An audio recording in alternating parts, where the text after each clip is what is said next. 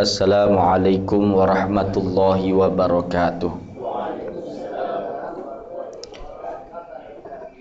Nastaftihul jalsah ala ma nawahu aba'una wa ahluna wa aslafuna salihun, khasatan ala ma nawahu murabbi ruhina asy-syaikh al-hajj Muhammad Basri Alwi Murtadha fi mithal hadzal majlis. Allah yudkhil niyatina fi niyatihim wa tawajjuhatina fi tawajjuhatihim wa a'malana fi a'malihim wa akhlaqana fi akhlaqihim thumma ila hadratin nabiyil mustafa rasulillahi sallallahu alaihi wasallam wa alihi wa ashabihi wa azwajihi wa dhurriyyatihi wa ahli baiti ajma'in wa ila ruhi sayyidina al-ustadzil azam al-faqih muqaddam Muhammad bin Ali Ba'alawi wa ila ruhi sayyidina al-habib Abdullah bin Husain bin Tahir al-muallif wa ila ruhi al-habib Abu Bakar bin Abdul Attas wa Abu Sayyid Muhammad bin Alawi al-Maliki wal jadd asy-syaikh Muhammad Basri Alwi Murtadha wal jadd asy-syaikh Qamariyah wal walid Ustadz Al-Fiyati wal Qiyai Munir wa Qiyai Abdul Rahim wa jami'i masyayikhina alladzina nazalu fi hadhil musalla wa hadzal majlis wa kullu man hadar fi hadzal majlis sabiqan wa lahiqa. Anallahu yataghashshal bi birrahmal maghfirah yudi darajati bil jannah wa yanfa'u barakati musarrali man warid ulumi munafahati fid dunya wal akhirah. Al-Fatihah. A'udzu billahi minasyaitonir rajim. Bismillahirrahmanirrahim. Alhamdulillahirabbil alamin arrahmanirrahim maliki yaumiddin. Iyyaka na'budu wa iyyaka nasta'in ihdinas siratal mustaqim siratal ladzina an'amta 'alaihim ghairil maghdubi 'alaihim waladdallin. Amin.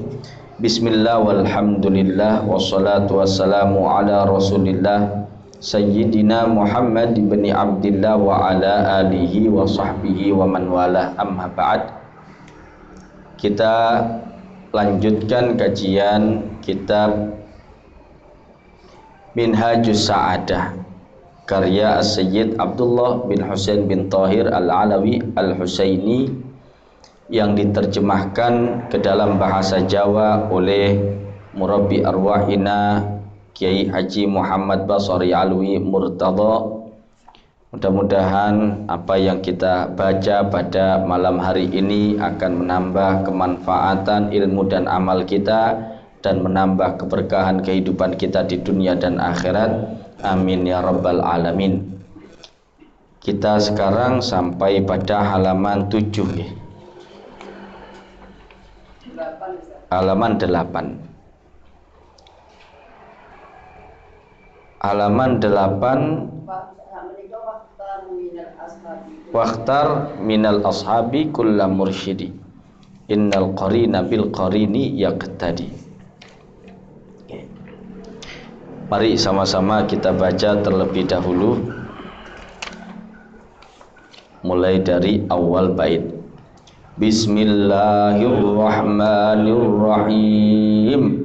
Usikum ya ma'syaral ikhwani alaikum bi ta'atid dayani iyyakum an tuhmilu awqatakum fatandamu yawman ala ma fatakum wa innama ghanimatul insani syababuhu wal khusru fi tawani ma ahsana ta'ati li syubani fas'au li taqwallahi ya ikhwani wa a'miru awqatakum bi ta'ah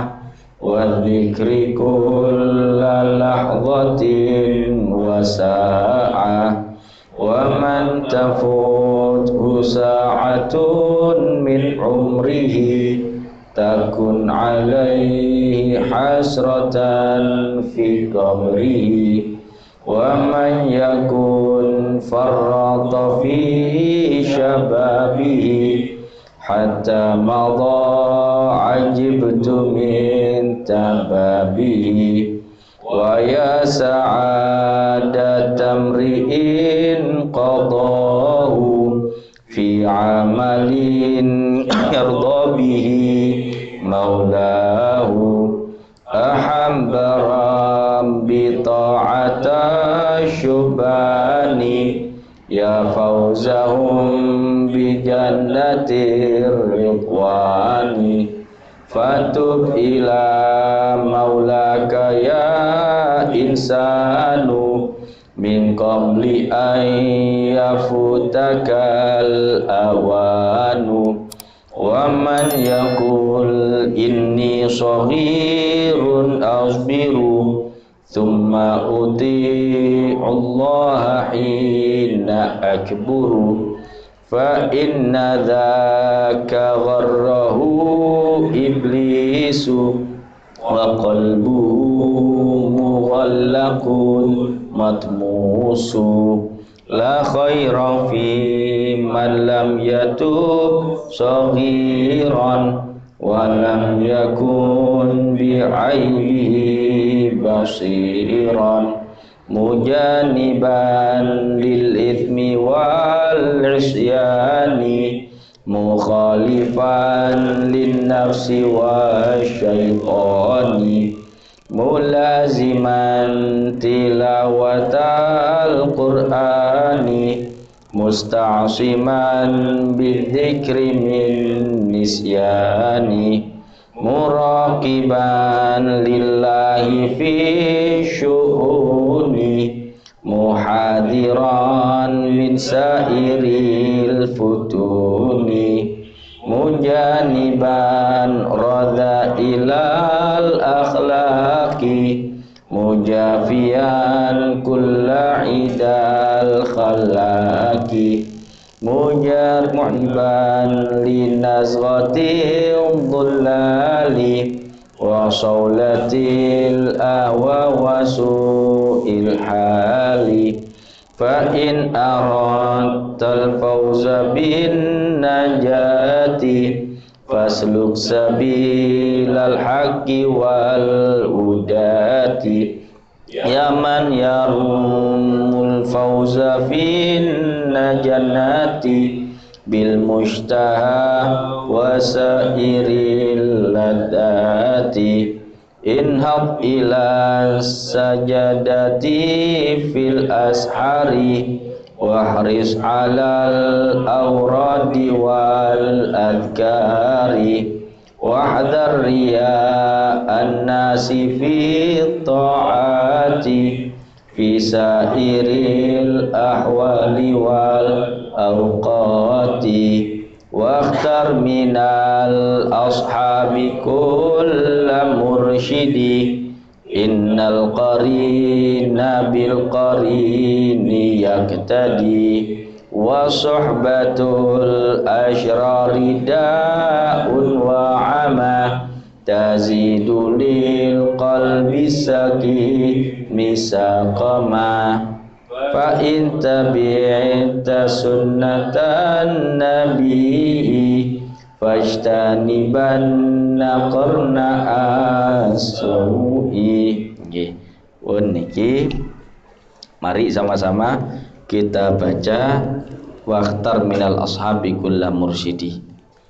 Qala al-muallif rahimahullahu ta'ala wa nafa'ana bihi wa bi ulumihi fid dharaini amin. Wakhtar minal ashabi kulla mursyidi innal qarina bil qarini yaqtadi. Milio saking kanca-kanca wong kang bisa paring pituduh sak temene wong iku biasa melu marang kancane. Terus bait ini menerangkan akan pentingnya memilih kawan. Memilih kawan ini mempengaruhi tabiat, bahkan mempengaruhi agama. Sehingga dikatakan oleh Rasulullah sallallahu alaihi wasallam, al-mar'u ala dini khalilih. Falyanzurul mar'u man yukhalilu au kama qala. orang itu agamanya tergantung atas agama kawan karibnya. Maka hendaknya seseorang melihat kepada siapa dia berkawan karib. Jadi kita mau agama kita baik, ya berkawan dengan orang yang agamanya baik. Kita mau agama kita buruk, tidak ada yang mau, gitu.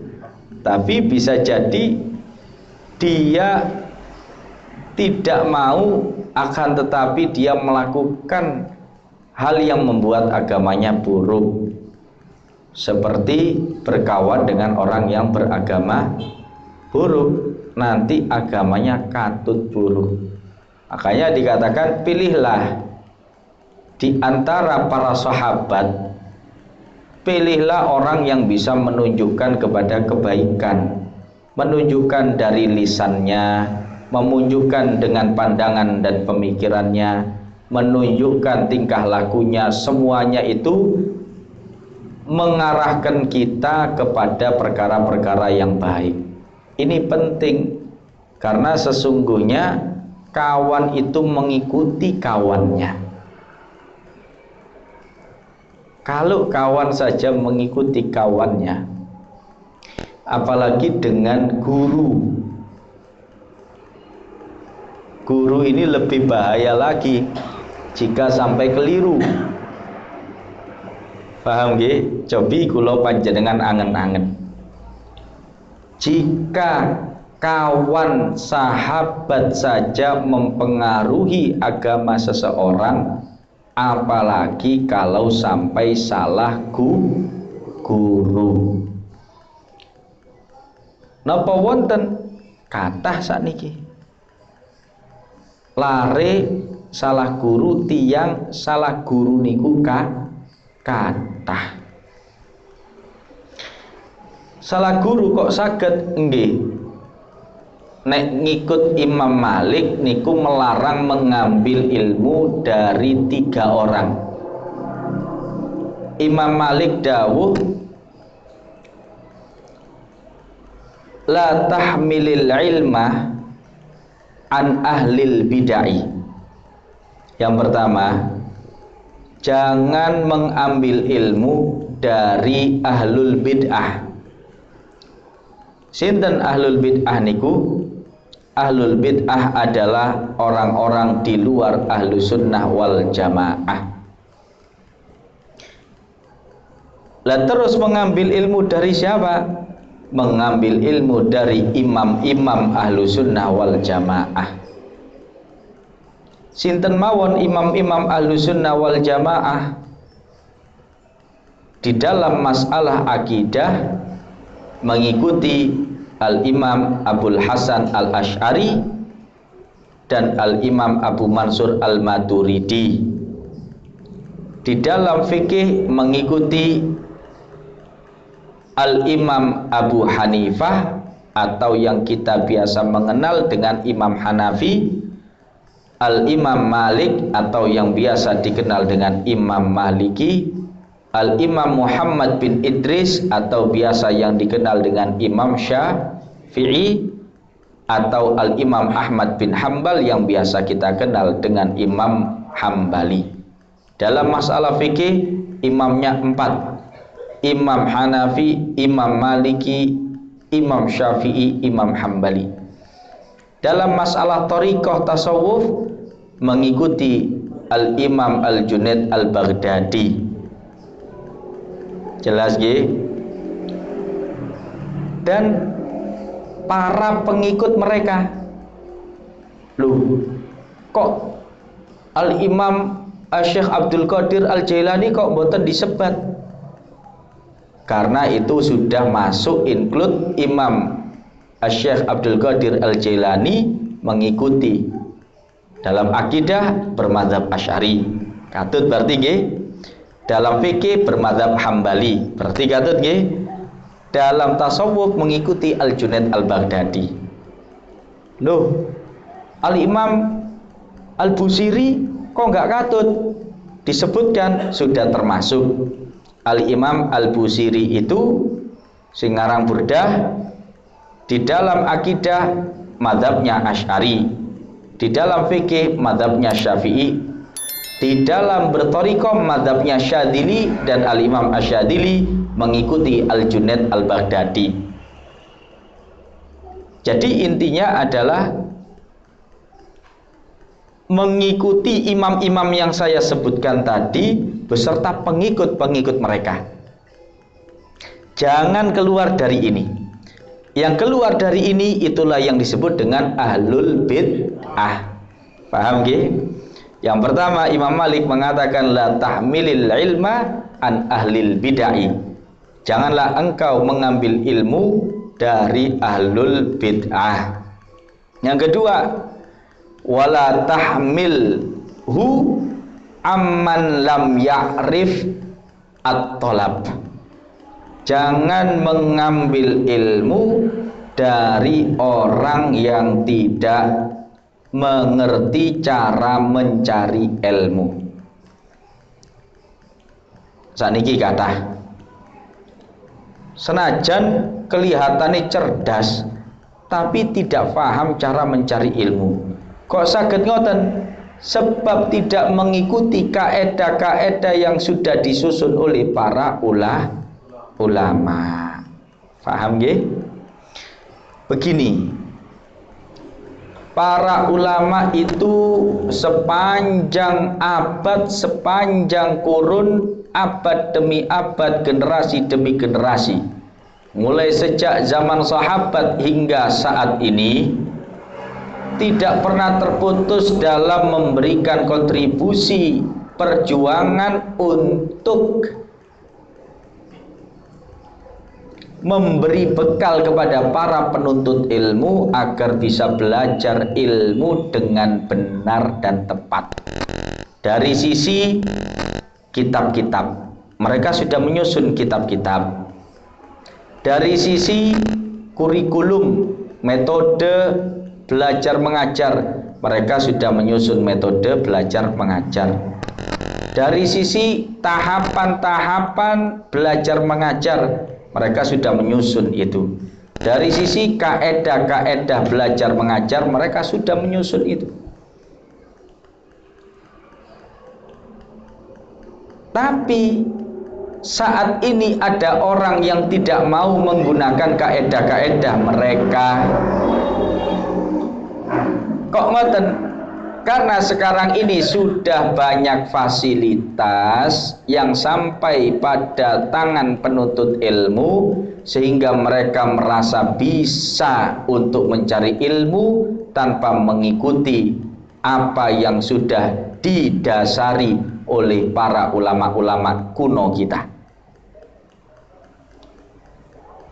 Kalau dulu panjenengan belajar Quran harus lewat guru. Kalau tidak bisa. Lawang mushaf saja susah nyarinya. Sakniki mushaf macem-macem. Ada waqaf ibtidak, ada mushaf tajwid, ada mushaf terjemah, macam-macam. Bahkan ada mushaf tahajud. Sehingga dia merasa tidak perlu belajar dari ulama. Kalau ingin belajar tajwid cukup beli mushaf tajwid, nanti belajar sendiri bisa. Kalau ingin belajar waqaf ibtidak tinggal beli waqaf ibtidak, nanti belajar sendiri bisa. Nomor dua, dulu ndak bisa belajar itu tanpa guru. Sekarang orang merasa bisa. Kalau dulu ndak ada kamus, sekarang kamus ada. Kira-kira Abah Yai nyusun ini, itu dulu zaman masih belum ada kamus mungkin. Tahun berapa ini? Nanti bisa dicek. Yang jelas dulu Abah Yai belajar itu ya masih zamannya susah mencari kamus. Lah terus belajarnya dari siapa kalau tidak ada kamus? Dari guru. Sekarang orang sudah merasa bisa belajar tidak melalui guru. Cukup buka kamus. Bahkan sekarang bukan kamus buku saja, ada Google Translate. Baca-baca kitab sendiri, kemudian lihat terjemahan di Google Translate. Ada orang ingin mengaji tafsir Al-Quran, kalau dulu mendengarkan keterangan guru, membalah kitab tafsir. Kalau sekarang cukup beli terjemahan, kemudian dibaca-baca sendiri, difahami-fahami sendiri. Ini yang terjadi, sehingga mereka belajar tanpa melalui kaedah-kaedah. Ini yang disebut Imam Malik, jangan belajar dari orang yang tidak tahu cara menuntut ilmu. Akhirnya apa yang terjadi? Akhirnya yang terjadi adalah mereka belajar, saya kasih contoh satu fan ilmu ya, fikih. Mereka belajar fikih bukan fikih madhab, akan tetapi mereka belajar fikih dari kitab matan-matan hadis. Kemudian mengambil kesimpulan hukum fikih sendiri dari matan-matan hadis. Ini contoh. Mereka belajar fikih dari syarah-syarah hadis. Itu bukan tempatnya. Dari syarah-syarah hadis kemudian mereka beristimbat, menggali dan menetapkan hukum-hukum sendiri. Itu sama seperti mau masuk rumah bukan lewat pintunya. Kalau mau belajar fikih yang melalui kitab-kitab fikih. Ada lagi yang belajar fikih melalui kitab-kitab fikih cuman karena sekarang fasilitas terjemahan banyak, dia tidak mau belajar sesuai dengan tahapan yang disusun oleh para ulama fikih. Mboten purun liwat sulam safinah, mboten purun. Masuknya langsung yang tinggi-tinggi. Fathul Mu'in, Fathul Qorib, langsung ngoten belajarnya. Nggih mboten saged. Dia tidak akan paham banyak. Dia akan susah untuk mencapai hasil. Orang belajar fikih itu ada kurikulumnya. Dari kitab matan yang ringkas seperti Safinatun Najah. Nanti khatam naik lagi Mukhtasar Latif, khatam naik lagi Mukhtasar Kabir atau Al-Muqaddimah Al-Hadramiyah, naik lagi Matan Ghaya wa Takrib dengan syarahnya, naik lagi Umdatus Salik dengan syarahnya atau Zubat dengan syarahnya, naik lagi baru kalau mau Fathul Mu'in monggo, atau mau langsung Minhaj nggih monggo. Naik lagi Mahalli Kanzur Raghibin, naik lagi Fathul Wahhab, begitu ya.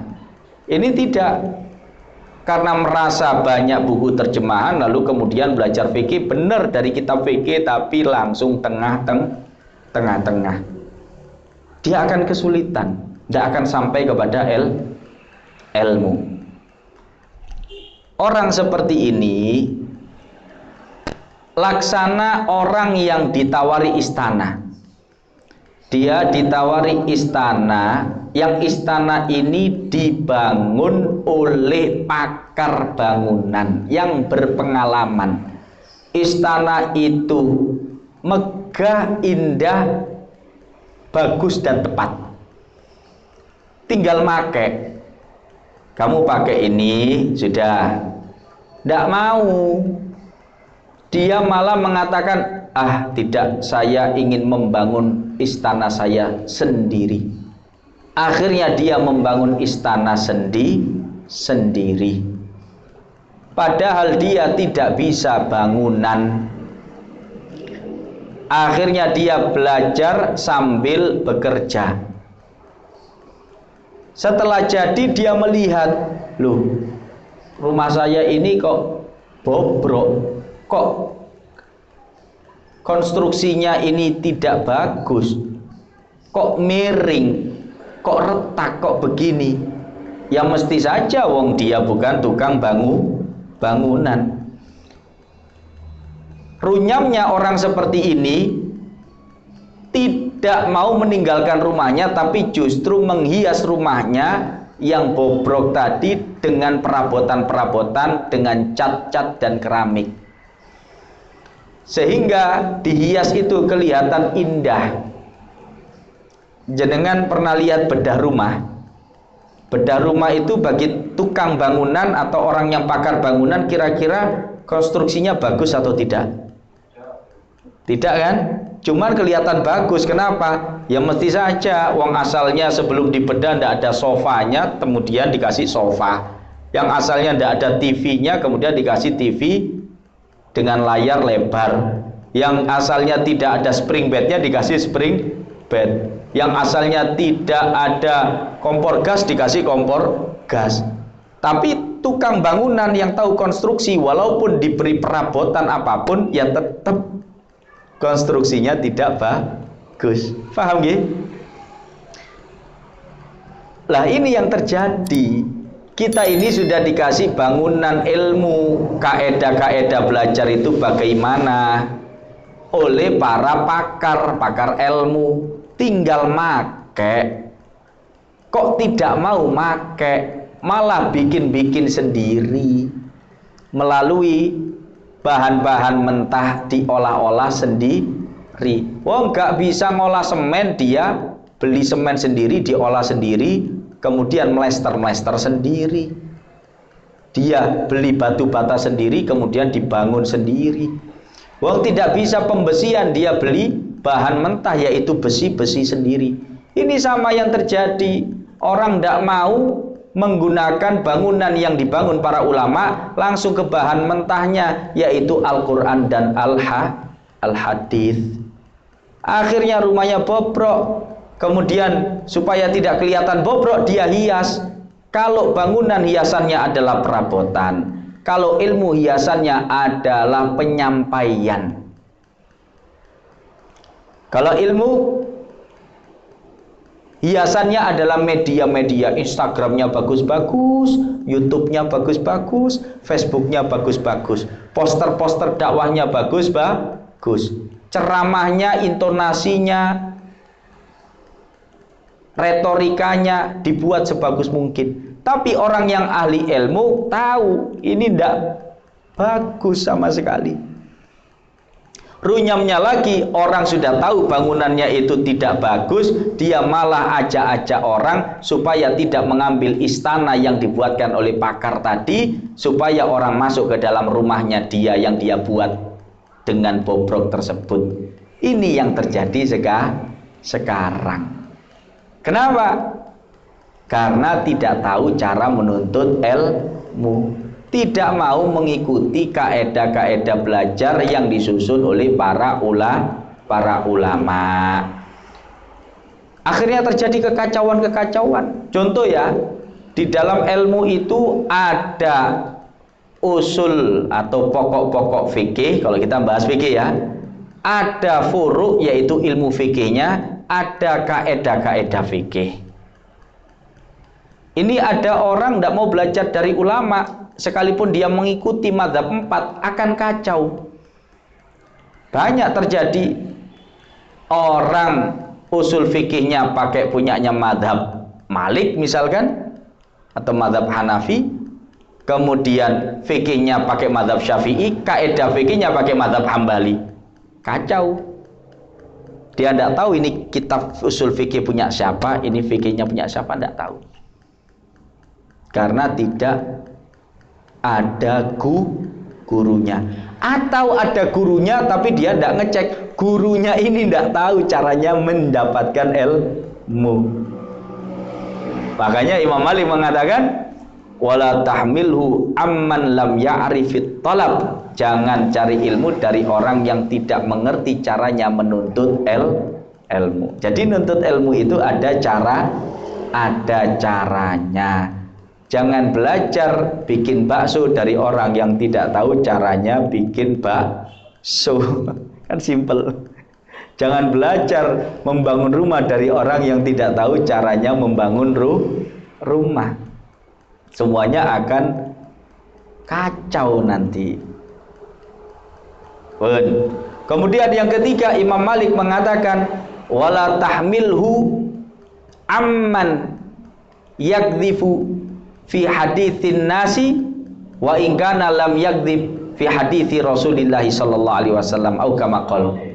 Dan janganlah kamu mencari ilmu dari orang yang suka berdusta. di dalam berbicara dengan ucapan-ucapan manusia pada umumnya, sekalipun dia tidak berdusta di dalam hadis Rasulullah Sallallahu Alaihi Wasallam. Jadi bahkan kalau nemu orang yang suka berdusta, itu Imam Malik melarang kita untuk belajar darinya. Seperti itu. Sekali lagi, kalau teman saja itu menentukan agama, apalagi guru. Oleh karenanya, kita ini dikatakan kalau ada ulama meninggal, orang itu tidak sedih, maka orang itu adalah orang yang ada kemunafikan di dalam hatinya. Ulama kita yang bisa mengajarkan kepada kita cara menuntut ilmu dengan benar, itu sudah banyak yang wafat. Semakin kita ini ditinggalkan oleh mereka, semakin kita ini yang tersisa bersama kita orang-orang yang mungkin kita tidak tahu apakah dia benar dalam menuntut ilmu. Karena sekarang ini zamannya banyak orang pintar ceramah, tapi tidak paham agama. Kalau zaman dulu, zamannya orang banyak yang paham agama tapi tidak pintar ceramah. Sekarang yang jadi ukuran orang itu adalah alim ulama, dilihat dari bagus tidaknya ceramah. Sementara orang-orang yang betul-betul alim, bahkan alim Rabbani, semakin hari semakin banyak yang meninggalkan kita.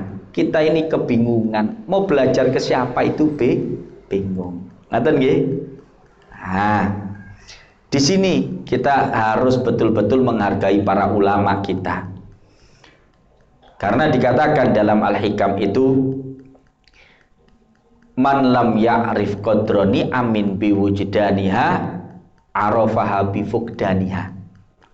Barang siapa tidak mengenali betapa besar kadar nikmat-nikmat yang Allah berikan kepadanya, saat nikmat-nikmat itu bersama dengannya, maka dia akan mengenali besar kadar nikmat itu saat nikmat-nikmat itu lenyap darinya. Jadi Allah Ta'ala memberikan kita nikmat, pasti kita cepat atau lambat akan memahami bahwa nikmat itu sangat besar nilainya. Cepat atau lambat Allah tidak membiarkan nikmat-nikmat itu diabaikan oleh hambanya. Ada yang cepat, ada yang lambat. Pilihannya cuma ada dua. Ada orang yang cepat, dia sudah bisa merasakan kadar besar nikmat itu tatkala dia masih mendapatkan nikmat tersebut. Ada orang yang lambat, dia baru bisa merasakan kadar nikmat itu tatkala nikmat itu sudah hilang darinya. Orang tahu kadar nikmat sehat ketika sudah jatuh sakit. Orang baru sadar betapa nikmatnya makan nasi pakai telur ketika dia sudah tidak bisa beli telur. Padahal waktu dia bisa beli telur, dia merasa makan pakai telur itu biasa saja. Saya diceritai oleh paman-paman dan bibi-bibi saya, dulu kalau makan telur itu nunggu hari raya baru makan telur. Kalau saya sudah tidak bisa merasakan nikmatnya makan telur karena sudah menjadi makanan sehari-hari. Tapi ibu saya dulu cerita bahwa makan telur itu sampai rebutan, nyingit-nyingit no telur. Padahal ada orang yang dia baru sadar betapa nikmatnya kumpul dengan keluarga tatkala sudah berpisah. Seumpama anaknya sudah mondok begitu, baru nyadar enak yo kumpul anak. Baru nyadar. Saya nyadar nikmatnya kumpul ibu ketika ibu saya sudah wafat. Saya sadar enaknya kumpul kakek ketika kakek saya sudah wafat, dan itu kita semua mengalami. Karena pasti terjadi. Tapi itu tidak tepat, tidak bijaksana. Yang bijaksana adalah menyadari betapa besar nikmat-nikmat itu ketika nikmatnya masih ada sama kita. Lah kalau baru tahu ketika nikmatnya sudah hilang, yang tersisa tinggal penyesalan saja. Kita ini banyak menyesal. Banyak ulama-ulama kita yang dulu masih segar, bugar, dakwanya aktif, kitanya tidak tahu betapa nikmat itu sehingga kita tidak mau mendekat dan mengaji. Sekarang ketika sudah tidak bisa aktif, baru menyesal. Salah satu guru kita Al-Habib Saleh bin Ahmad Al-Idrus dulu masih aktif kemana-mana, datang ngajar, seumpama ke Singosari gitu, itu saya tidak datang. Tatkala sekarang beliau sudah terbatas, baru kita getun. Banyak kan begitu. Atau dulu beliau masih hidup, kitanya biasa saja, tidak sergap untuk melazimi beliau. Ternyata beliaunya sudah wafat, baru kita tahu betapa nikmatnya melazimi beliau. Inilah yang terjadi. Tidak ada pilihan yang ketiga, pilihannya cuma dua.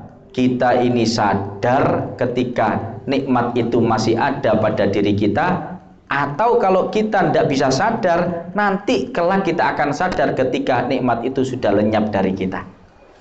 Itu katanya Syekh bin Athaillah Al-Iskandari, man lam ya'rif qadra ni'amin bi wujdaniha arafaha bi fuqdaniha. Nah, ini kita harus betul-betul sekarang memanfaatkan nikmat-nikmat yang ada pada diri kita. Saya tidak bicara, saya sadar kalau itu nikmat, bukan ini. Saya sadar kalau sehat itu nikmat, bukan itu yang saya bicarakan. Kadar besarnya nikmat sehat, itu yang saya bicarakan. Kadang kita sadar kumpul keluarga itu nikmat, sadar kita. Kumpul guru itu nikmat, itu sadar. Tapi bukan itu yang dimaksud. Yang dimaksud adalah kadar besarnya nikmat itu loh yang kita sering tidak sadar. Kita ini sering melihat, ini nikmat, tapi nikmatnya cuma 30%, padahal itu 1000% nikmatnya, begitu maksudnya. Jelas ya?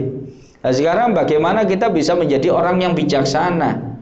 Yaitu kalau ada nikmat di diri kita, betul-betul kita gali, betul-betul kita analisa, betul-betul kita rasakan nikmat itu adalah nikmat yang besar, sehingga tidak getun.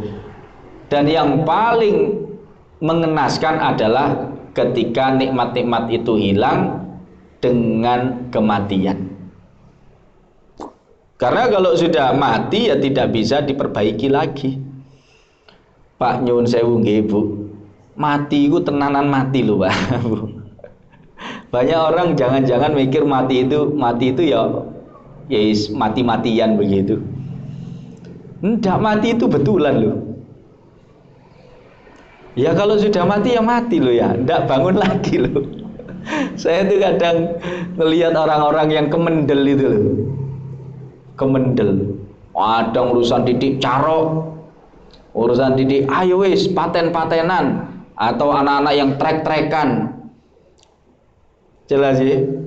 Atau orang yang punya jantung lemah nekat nonton Jackson. Horek.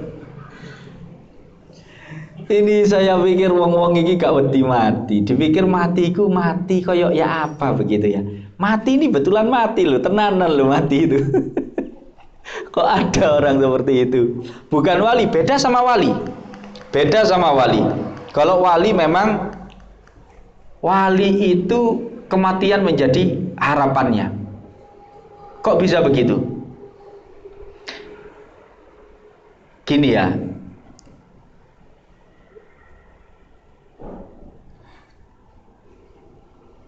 Melihat Allah, berjumpa dengan Allah, itu tidak bisa terjadi di dunia, mustahil. Paham ya? Kapan berjumpa dengan Allah? Ma bainana wa baina liqa'illahi illal maut. Tidak bisa kita berjumpa dengan Allah kecuali melewati pintu kematian. Paham ya? Dan Allah Subhanahu wa taala tahu hal itu. Di dalam hikam juga ini ada makalah begini. Alima minka annaka la tasburu anhu fa ashhadaka ma baraza minhu. Allah Subhanahu wa taala itu tahu bahwasannya Anda ini, wahai para pecinta Allah, ini berlaku untuk pecinta Allah. Kalau tidak mencintai Allah tidak bisa berlaku ini. Ini bukan level kita, tapi saya sampaikan supaya untuk jadi pelajaran. Allah tahu, mengetahui Anda wahai para pecinta Allah, bahwasannya Anda ini jika Allah buka hijabnya sehingga Anda ini bisa menyaksikan zatnya Allah yang mulia, Anda tidak akan mampu bersabar. Dalam artian Anda tidak akan mau berpisah dengannya. Anda tidak akan kuat jika hijab itu tertutup lagi. Anda tidak akan kuat berpisah dengannya. Padahal itu mustahil di dunia. Maka apa yang Allah lakukan? Fa ashhadaka. Allah membuka mata hati para pecintanya sehingga dia bisa melihat ma baraza minhu, ciptaan-ciptaan Allah ini adalah pancaran dari kehadiran Allah Subhanahu wa taala. Jadi orang yang mencintai Allah itu seumpami ningali tiang sing ngelakoni kesalahan, ngelampahi salah niku, sing ditingali senes kesalahane tiang niku napa tiang sing salah, sing ditingali niku malah ngeten, kemaha pengampunan Allah Subhanahu wa taala. Ningali tiang kok loman, sing ditingali senes tiang niku, tapi kemaha dermawanan Allah Subhanahu wa taala. Ningali langit, gunung, laut, alam semesta, yang dia saksikan bukan langit, gunung dan alam semesta, tapi kemaha sempurnaan, kemaha luasan, kemaha indahan dan seterusnya dari Allah Subhanahu wa taala.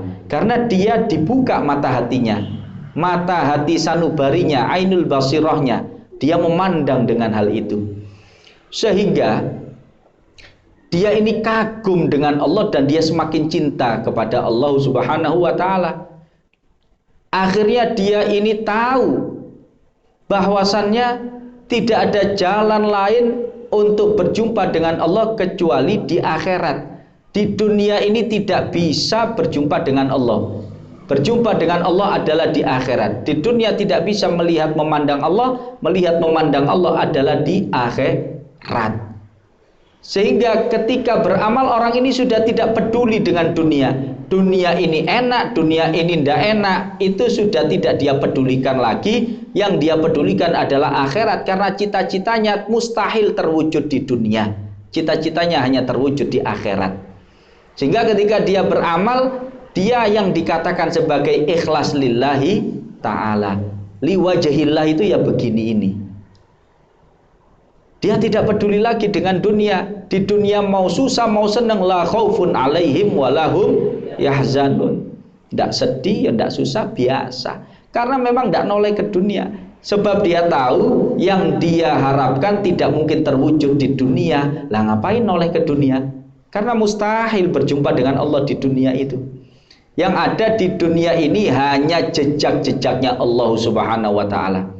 Paham nggih? Ngeten. Panjenengan pernah berpisah dengan putra mondok? Ada yang putranya mondok? Ada ya? Masih ingat ketika berpisah dengan putranya bagaimana? Khususnya ini wali santri baru khususnya. Walaupun yang lama juga masih tetap ada perasaan yang sama. Apa yang terjadi dengan kita? Ngelihat kamarnya anak, teringat dengan anak. Nggih. Ngelihat mainannya anak, teringat dengan anak.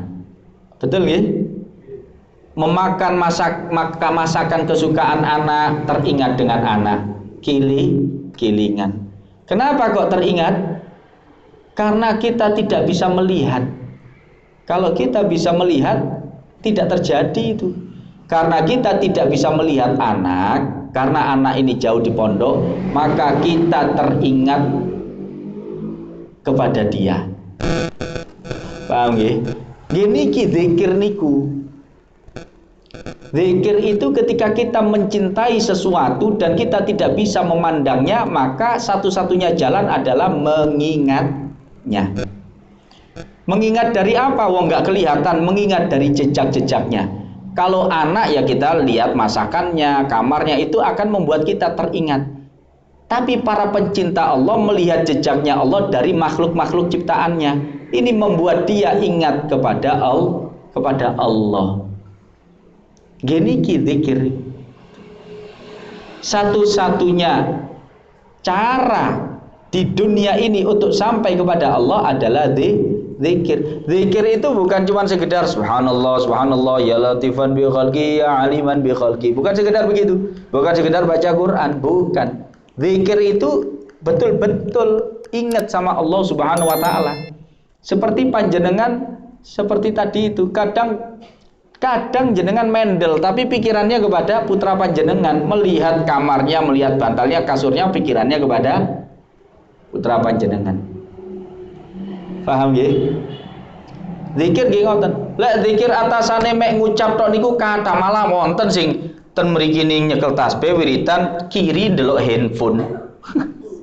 Subhanallah, subhanallah, astagfirullah, astagfirullah, astagfirullah, tapi ningali tiyang estri. Astagfirullah, astagfirullah, astagfirullah, astagfirullah. Ya wonten ngoten niku. Bukan itu. Itu zikir, ya memang tetap zikir ada pahalanya, tapi yang menjadi hakikat dari zikir itu adalah ketika kita teringat kepada kemahasempurnaan Allah, kepada sifat-sifat Allah itu tadi. Kok bisa ya mencintai sesuatu tapi kita tidak pernah melihatnya? Bisa. Karena mengenal. Jenengan cinta kepada Rasulullah SAW, padahal tidak pernah melihat loh ya. Jenengan cinta kepada Sayyidina Abu Bakar As-Siddiq, padahal tidak pernah melihat. Jenengan cinta kepada Sayyidina Umar, kepada Sayyidina Utsman, kepada Sayyidina Ali, kepada Sayyidina Al-Hasan, kepada Sayyidina Al-Husain, kepada surga jenengan cinta, padahal tidak pernah melihat surga. Kok bisa? Karena jenengan mengenal. Kata Al-Imam Al-Ghazali itu, fahasola minal fikri al-ma'rifah, wa minal ma'rifah at-ta'zim, wa minat ta'zim al-mahabbah. Dari berpikir dihasilkanlah ma'rifah, pengenalan. Jenengan dari berpikir tentang ciptaan-ciptaan Allah ini, akhirnya jenengan mengenal Allah. Oh, Allah itu maha sempurna. Oh, Allah itu maha indah. Oh, Allah itu maha pengampun. Allah maha dermawan. Allah maha ini, maha ini, maha ini. Itu jenengan jadi mengenal. Dari mengenal akan muncul kekaguman. Dari kekaguman akan muncul cinta. Kalau sudah cinta, nanti ketika cinta ini sudah menguasai hati, Allah Ta'ala membukakan mata hati. Yaitu tadi, ketika orang ini sudah mencintai Allah, tapi dia tidak bisa berjumpa dengan Allah kecuali melewati pintu kematian, akan tetapi ajalnya ini belum datang, maka Allah akan memberi karunia kepada dia, mata hatinya dibuka, sehingga dia bisa menjangkau Allah, sifat-sifat Allah dari ciptaan-ciptaan Allah ini. Paham nggih? Akhirnya apa yang terjadi? Dia akan semakin ingin berjumpa dengan Allah. Lawang ningali makhluk koyok ngene indahnya. Bagaimana kalau berjumpa dengan Allah? dia akan semakin ingin berjumpa dengan Allah. Maka disinilah yang dikatakan dia rindu dengan kematian. Bukan model bunuh diri sebab putus asa dari rahmat Allah, bukan. Orang ini rindu dengan kematian karena ingin berjumpa dengan Allah. Makanya dikatakan man ahabba liqa Allah ahabballah liqa'ah. Kata Nabi SAW, barang siapa yang suka berjumpa dengan Allah, maka Allah lebih suka lagi berjumpa dengannya. Ketika datang ajal, orang ini sampai kepada tujuan, karena gerbangnya berjumpa dengan Allah adalah kematian. Makanya kita melihat orang-orang mati dari para wali-wali Allah itu adalah seperti orang yang memegang piala, senyum. Sama seperti orang menang lomba itu di foto, ada orang megang piala tidak senyum. Memenangkan hadiah, ada yang tidak senyum? Senyum. Ada orang sini dapat hadiah 2 miliar tidak senyum, kayaknya tidak mungkin ya. Ini lebih dari 2 miliar ini. Ketika dia meninggal dunia, dia sudah mendapatkan apa yang dia cari, yaitu ridhonya Allah Subhanahu wa Ta'ala. Makanya enak nggak ngelihat wajahnya orang yang difoto dalam keadaan senang bahagia? Enak kan? Makanya kita kalau ngelihat wafatnya para wali-wali, orang-orang soleh itu, ngelihat wajahnya enak gitu. Kok ada orang ketemu Israel kok wajahnya sumringah itu, seneng? Kok ada? Ya ada, memang dia sudah mendapatkan apa yang dia inginkan. Nah, ini adalah suatu hal yang boleh jadi menjadi cita-cita kita. Nah, dimulai dari apa ya? Ya dimulai dari berpikir itu. Yang ngaji seperti ini kan untuk mengenal Allah Subhanahu wa Ta'ala. Nanti lama-lama kita akan kagum. Kalau sudah kagum, kita akan cinta kepada Allah Subhanahu wa Ta'ala.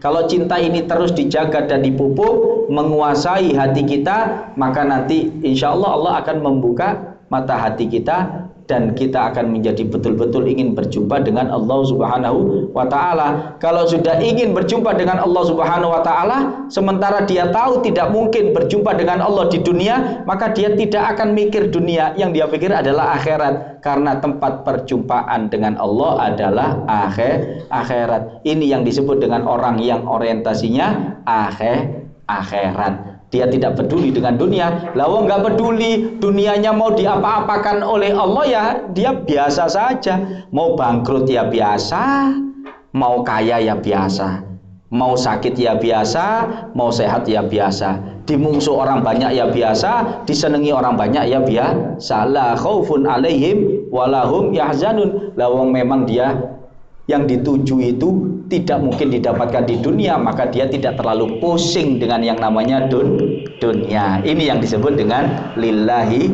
ta'ala. Mudah-mudahan kita ini bisalah seperti itu, dengan banyaknya hadir majelis ilmu, hadir majelis zikir, dan ketika kita berzikir mudah-mudahan betul-betul zikir ya. Jangan sampai yang astagfirullah, tapi buka handphone dan lain sebagainya. Mudah-mudahan Allah selamatkan kita ditambahkan manfaat dan keberkahannya dengan majelis ini. Allah senantiasa melindungi pemikiran kita, supaya pemikiran kita selalu terarah kepada kemahaagungan Allah Subhanahu wa Ta'ala, kemahakuasaan Allah Subhanahu wa Ta'ala, kebaikan-kebaikan Allah Subhanahu wa Ta'ala, dan kita bisa kagum kepada Allah Subhanahu wa Ta'ala. Boleh jadi sekarang kita kurang kagum kepada Allah, mudah-mudahan berkah majelis pulang dari sini kita menjadi orang yang sangat mengagumi Allah Subhanahu wa Ta'ala, yang mana kegaguman itu akan menjadikan kita sangat mencintai Allah Subhanahu wa Ta'ala. Mudah-mudahan Allah menjadikan kita orang-orang yang orientasinya adalah akhirat, yang dipentingkan adalah akhirat, dan sangat rindu berjumpa dengan Allah Subhanahu wa Ta'ala, sehingga kelak ketika wafat kita semua dalam keadaan husnul khatimah.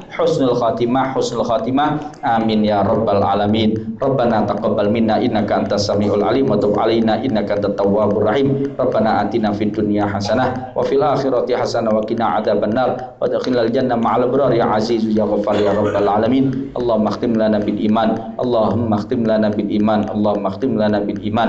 Wa sallallahu ala sayyidina Muhammadin wa alihi wasallam. Walhamdulillahi rabbil alamin. Bisirril Fatihah. Alhamdulillah minasyaitonir rajim. Bismillahirrahmanirrahim. Alhamdulillahirabbil alamin arrahmanir rahim maliki yaumiddin iyyaka na'budu wa iyyaka nasta'in. Ihdinas siratal mustaqim siratal ladzina an'amta 'alaihim.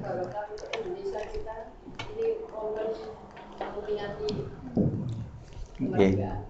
Mari sama-sama kita mendoakan negara kita tercinta ini. Mudah-mudahan negara ini terus menjadi negara yang penuh dengan barokah, negara yang gemar pahlawan Cinawi, negara yang masyarakatnya menjadi para suada, orang-orang yang berbahagia di dunia maupun di akhirat. Semakin banyak umat Rasulullah sallallahu alaihi wasallam, semakin banyak orang-orang solehnya di antara umat Rasulullah sallallahu alaihi wasallam, dan semakin dijaga para wali-walinya Allah Subhanahu wa taala, diperbanyak wali-wali Allah taala di negeri kita dibandingkan dengan negeri-negeri yang lainnya. Amin ya rabbal alamin. Ala hadiniyah wa ala kulliyatin shalihah wa ala manawa as-salaf salihin shalihah ala niyati annallaha yaj'al hadil baldah baldatan thayyibatan. Allah Subhanahu wa ta'ala ja'al hadil baldah baldatan mubarakatan wa kullu yusqa min khairiha wa sayliha wa al kulliyatin salihah ila hadratin nabi Mustafa Rasulillah sallallahu alaihi wasallam.